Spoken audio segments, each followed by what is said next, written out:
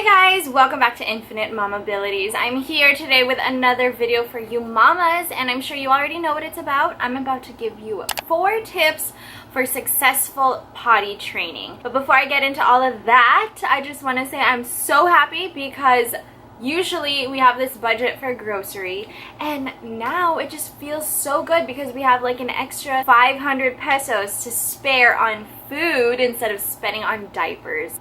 I just want to share with you my joy, and that's the reason, probably the only reason why I made this video, because I want you to feel that financial freedom. But anyway, without further ado, I will get right into the video. Number 1 tip is choose the right time for you and your child. Let me give you 6 signs of potty training readiness. Okay, ready?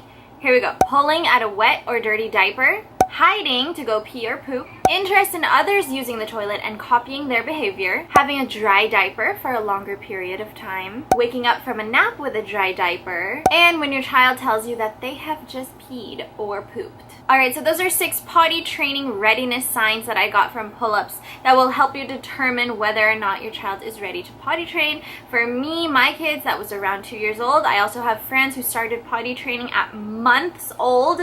There is this method, I don't know what it's called, but that's amazing. I salute you moms who are doing that. I cannot do that with my lifestyle. Yeah, I can't. But anyway, so these are important to know when you're choosing the right time to potty train your child. When my kids started showing these signs around 2 years old, I would intentionally like leave the door open when I'm going to the bathroom, let them come inside, let them see what I'm doing, let them hear what I'm doing, let them see me flush a toilet and all of that stuff, just so they get like familiar with what's happening. And I tell them what I'm doing. I either tell them or they smell them, if you know what I mean. So I just let them see, I let them get familiar with that, and that helps them understand, oh, okay, so the bathroom and this is for doing this and that. At the same time, you can't just wait for ready signs from your child, but also for you. When are you ready? Like, for example, when Bella turned 2, she was already communicating, she was already doing these things, but there was a time that I couldn't stay home consistently. So I knew that I wouldn't be able to keep effectively training her, because one day I'd be home, one day I'd be out, the next day I'd be home again, the next day I'd be out. So I knew that in that time when I was just super busy, I couldn't commit to training. So I had to find a time that's good for my daughter and good for me, which happened very recently, and I'm so happy she's officially out of diapers. So yes, choose the right time for your child and also for yourself when you know that you can give that time to your children to potty train them effectively. Tip number 2, stay consistent with a schedule. This is so important in so many ways. It's also important in sleep training. If you don't know what sleep training is and you would like to know what it is, and if you would like to know how to get your children to have healthier sleep habits which make them happier babies when they're awake, then just click the link down below. You see what I did there? Yeah, I'll leave a link for my playlist to How to Baby Wise, or How Does Baby Wise Work, and that'll tell you all these things about how Baby Wise works and how sleep training works and how it helps your baby, helps you, and makes them happier and healthier.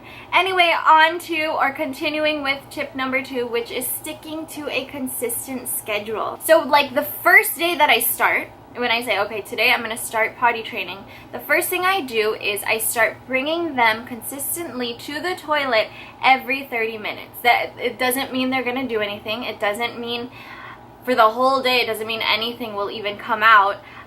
But it helps them get into this like routine, like, oh, okay, when I go there, this is what happens. So I would bring them every 30 minutes, and this is probably the hardest, or one of the hardest stages for me, because I would time it, and then I'd be like, okay, 30 minutes has passed, let me bring her back. Okay, 30 minutes has passed again, let me bring her back, and it's just like so tedious because sometimes nothing really happens and they end up going somewhere else instead. But stay consistent, even if it doesn't work yet. Just stay consistent. And then when I bring them there, I sit them down, even if nothing comes out yet, I sit them down, make like pee sounds, or not really poop sounds, but like make pee sounds, and turn on the water, sing pee-pee songs, which are usually made up on the spot at that moment, just to like familiarize them with what's happening. So, time to go pee pee, time to go pee pee, like those kinds of things. I won't go in depth because I'm sure you know how to make songs of your own like that, but that helps. Because when I don't sing songs, or if I just say sit there, stay there, pee, then they get bored and they're like, no, I want to go down. So singing the songs, talking to them, telling them, read them a book about potty training, show them something about other kids doing this, or just whatever it is that you have to do that is related to at all potty training and using the toilet, then do it at those times. And the more you do it, the more it sticks with them. Okay, this is what happens here. This is what I need to do. This is what's going to happen here. So yes, stay consistent. I bring them every 30 minutes, even if nothing comes out. My tip number 3 for successful potty training is expect accidents. Like, don't expect it to be perfect like I did, like I totally did, and I still did up until my 3rd child. I would still get mad when there were accidents, and I'm like, wait, this is gonna happen? This is part of the training process. Just like in life, we can't be successful overnight. We have to keep trying and trying and trying, and even when we fail, we get up and we go to the toilet and we try again. So part of expecting accidents obviously wouldn't happen with the diaper on, and that's because during the training process, I let my kids wear underwear. And that's because I want them to feel the discomfort when they have an accident. Then they'll know, oh my gosh, something's wrong here. Oh, this is not right. Oh, why is there something trickling down my legs? Oh, why did I just make a puddle of like warm liquid below me? So I want them to feel that, so then they know, okay, I can't do this next time. This is not how it's supposed to be, or this is not what I'm supposed to do.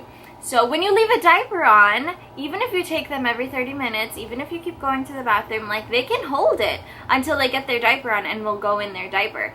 So leaving it off gives them that opportunity to make those mistakes or make those accidents so that they will feel, okay, I don't want to do this. This is not how it's supposed to be. I mean, they're obviously not saying those kinds of words in their head, but you know what I mean. They're getting it that way. So that's my tip number 3. And lastly, tip number 4 for successful potty training is reward them. This is probably the most effective for all of my kids, maybe because they love sweets. I mean, what kids don't love sweets? But what I do is so when I take them every 30 minutes, eventually once they start getting it, it doesn't stay 30 minutes anymore. Like, you'll just know, and once they communicate and they get a hang of it, then you can start, not taking them that consistently.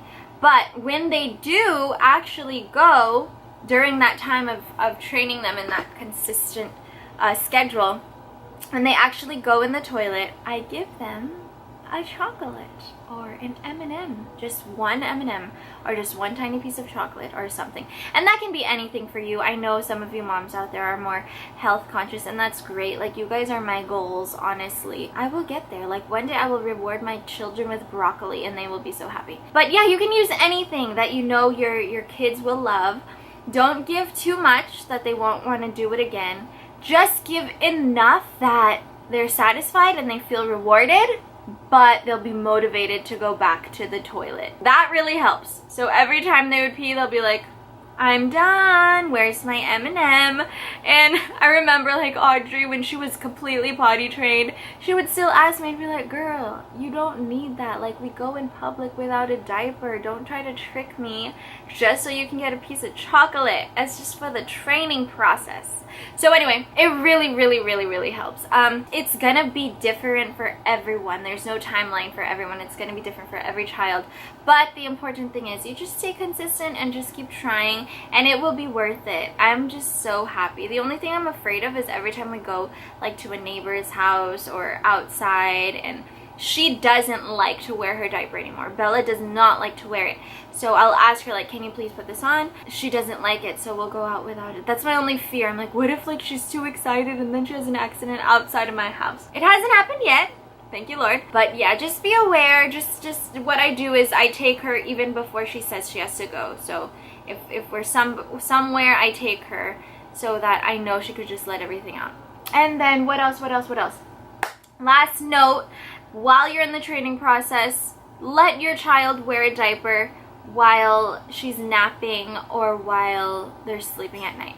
What I personally did was I used a wee-wee pad, or it's called a wee-wee pad, I don't know what it's really called. I used it, like, it's the ones you use after you give birth, and they put it under you so that when you're, like, bleeding profusely. I know that's disgusting, but it's there to catch all the blood. That's what I used, just for any accidents when she was transitioning from no diaper at all during nap time and nighttime sleep.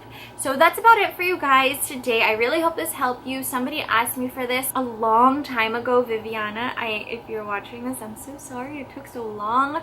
I really wanted to get this out. You were the first person who gave me an idea to make this video. And then I posted something on Instagram stories a few weeks ago, and I asked you guys if you want a potty training video or not, and of course it was all yes. So here it is for you guys. I really hope it helped you. If you have any other questions, moms, or even if you're not a mom, or if you want like relationship advice or something, or if you want advice on how to eat, I can give you that. I like food, and food is good. That's all for you guys today. Thank you so much for watching. See you again here next time on Infinite Mamabilities. Don't forget to subscribe, click the notification bell, like this video if you did, and watch my other videos. And okay, bye guys. Bye, farewell, adios. How do you say bye in Tagalog? See you. Alright, seriously, bye.